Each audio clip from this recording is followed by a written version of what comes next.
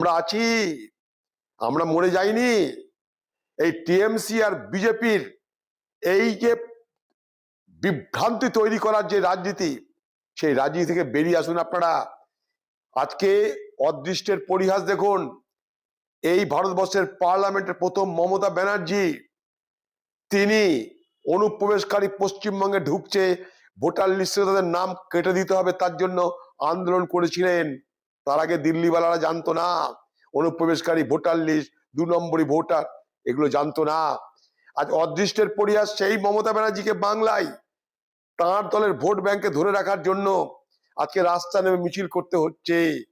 সেদিন আপনি ভুল করেছিলেন, এ কথা দয়া করে বলুন একবার।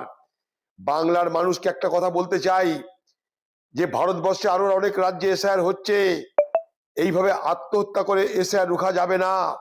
আমরা আন্দোলন করছি, মানুষের মধ্যে সচেতনতা বাড়ানোর চেষ্টা করছি এবং মানুষের পাশে দাঁড়িয়ে বলতে চাইছি, একজন বৈধ ভোটারের নাম কাটা যাবে না, যাবে না, যাবে না। প্রদেশ কংগ্রেস অফিসে তার জন্য হেল্পলাইন খুলে দেওয়া হয়েছে।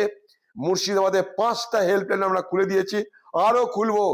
একটা মানুষের দুশ্চিন্তার কোনো কারণ নেই। ভোটার লিস্টের নাম আপনাদের তুলবো। কোথাও ভোটার তালিকায় গন্ডগোল থাকতে পারে, নাম আজ আছে কাল না থাকতে, আজ নেই মানে সেই নাম কাল উঠবে না, এমন কোনো গ্যারেন্টি নেই।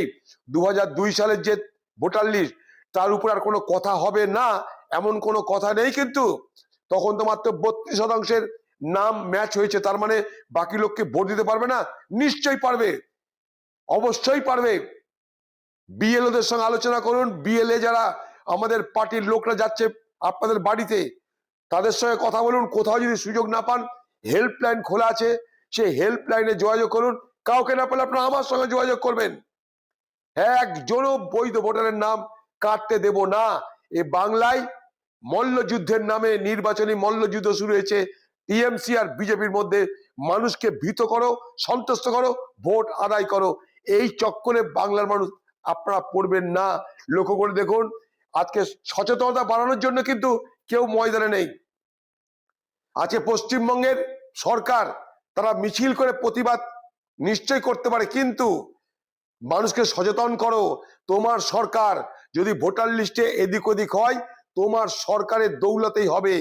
যেখানে যেখানে ভোটার লিস্টে এদিক ওদিক হয়েছে, বিহারে সেখানকার সরকার মদত করেছে, তাই হয়েছে। পশ্চিমবঙ্গ সরকার যদি মদত না থাকে, ভোটার লিস্টে একটা বৈধ ভোটারকে অবৈধ করা যাবে না, যাবে না, যাবে না। আপনারা নির্ভয় থাকুন, আমরা আপনাদের সঙ্গে আছি। একটা বৈধ ভোটারের নাম কাটা যাবে না।